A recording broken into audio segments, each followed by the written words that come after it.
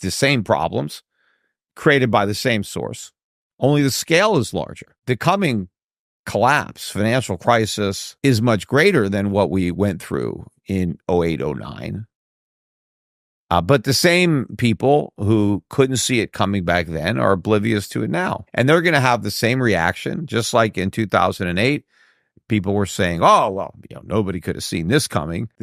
Peter Schiff frames his warning as a sequel with a bigger budget. The villains are familiar, but the stakes have grown.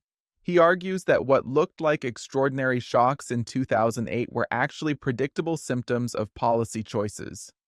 If those choices persisted, he suggests, the consequences would compound. That is the backdrop for everything that follows. It's going to be a sovereign debt crisis. And it's not just subprime mortgage borrowers that can't pay back what they borrowed. It's the U.S. government that can't pay what it borrowed.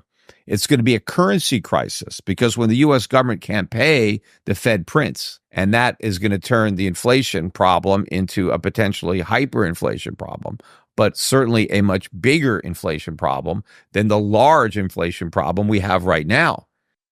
Here, the target shifts from households to Washington. Schiff links fiscal strain to monetary response, then to prices that outrun paychecks.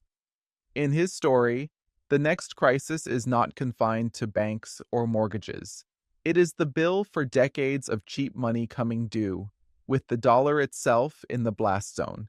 The government guarantees mortgages, and because of that, mortgages get made on much looser terms and get extended to far less creditworthy borrowers than would be the case in a free market. And in a free market, down payments might be 20%.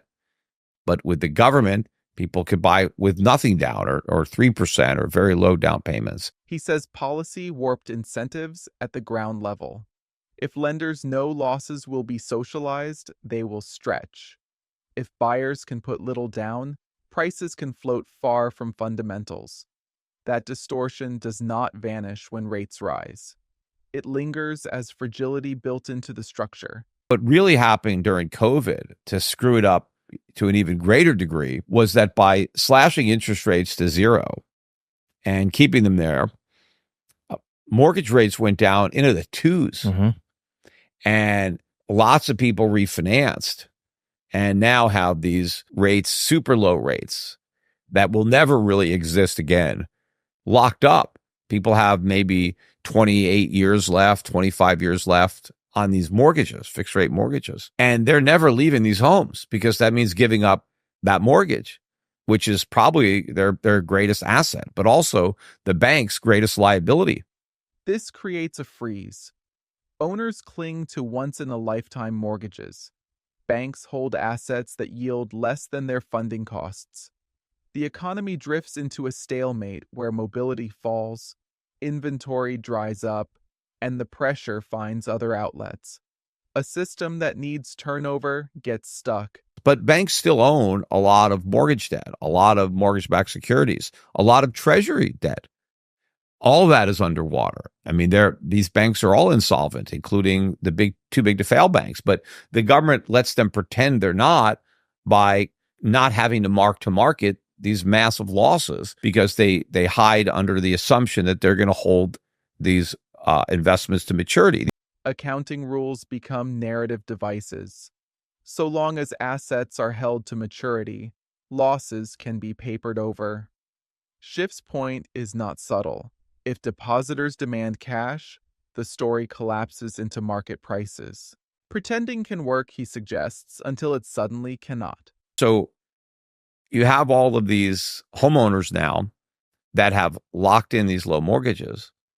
They're not moving. That means those houses are really off the market. And if you want to buy a house now, there's not a lot of inventory and there's not a lot of new construction because it costs a lot to build with rising material costs, rising labor costs.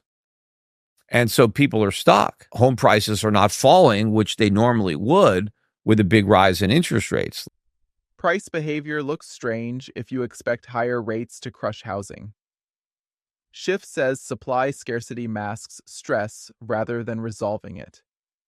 The slowdown shows up as affordability pain, not bargain opportunities. In his framing, the rubber band is stretched, not snapped. Now, another thing that the government has done too to push people into home ownership, which has helped screw up the market, is the tax consequences. The government gives you a tax write-off.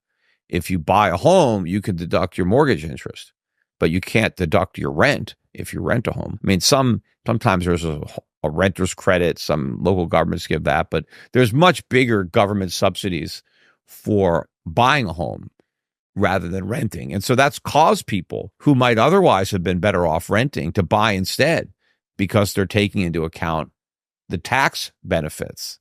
Incentives steer choices. He argues that tax preferences did not simply reward owners. They pulled many into ownership who would have been healthier renting and investing the difference.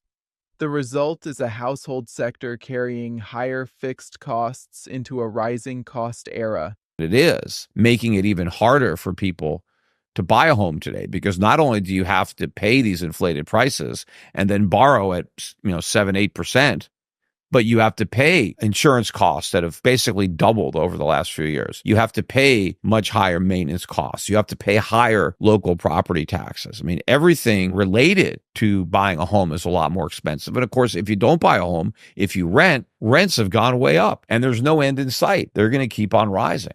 This is the squeeze that makes his crash warning visceral. Whether you buy or rent, the monthly nut grows heavier. That pressure leaves less room for spending elsewhere and weakens the cushion that households rely on during shocks. When the cushion thins, a small stumble can become a fall. But, if you look at what's happened to the dollar, ever since we've had the Fed, when the Fed came in 1913, you only needed $20 to buy an ounce of gold. Now you need almost $2,400 to buy an ounce of gold. So over that 100, plus years, the dollar's lost almost, 99.5% of its value. I mean, so everything is going to cost 20 times more when the dollar is 99% less valuable. Schiff zooms out to a century scale and measures prices in gold to argue the trend is not an accident. If currency buys less and less, then asset prices that look strong may be treading water in real terms. That claim sets up his final point about how to see a crash that does not look like past crashes.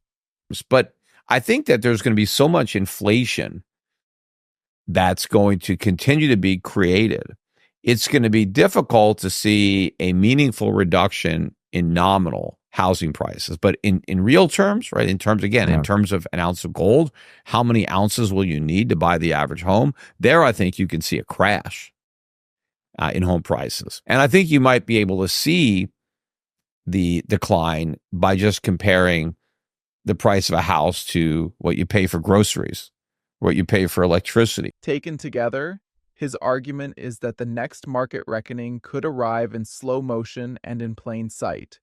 Policy created distortions, zero rates froze them in place, and the cost of living revealed the damage. If the crisis is centered on sovereign debt and currency, then the gauges that matter are real, not nominal. The crash you feel may be measured by what your money cannot buy, rather than by headlines about plunging price charts. Inflation is the number one economic problem in the country, and it's going to get a lot worse as this crisis unfolds. Do you think Schiff is right that the real crash will be measured in purchasing power instead of prices? Or do you see different pressure points that matter more right now?